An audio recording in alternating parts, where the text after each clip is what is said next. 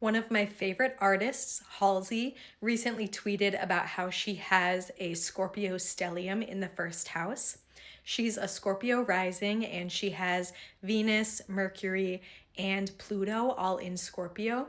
And she was making a connection between her music and her art and having a lot of themes of death and rebirth. And she has a kind of darker aesthetic, very mystical, mysterious. And Scorpios can be a bit private. They can definitely have like a dark, kind of mysterious vibe. And she was talking about death and rebirth, which is very scorpionic, very Pluto coded as well. Pluto is all about transformation, which she touches upon in her music and her art. The other thing I wanted to add though is her most recent album was called The Great Impersonator.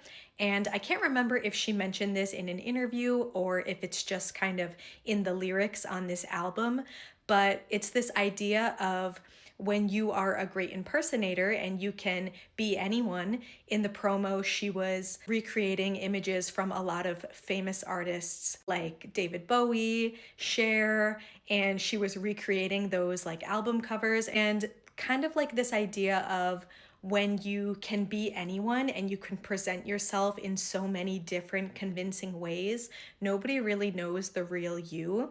And so, with Halsey having a stellium in her first house, she is meant to be seen and express herself.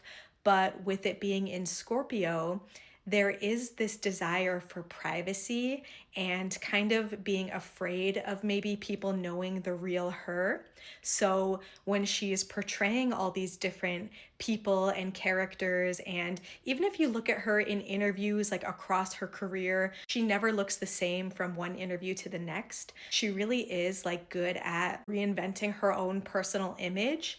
And I just thought it was funny that with Scorpio wanting that privacy, I think this almost helps her hide, even though she's being very in the spotlight and wearing kind of sometimes like very out there outfits. She's very experimental and unafraid to be different.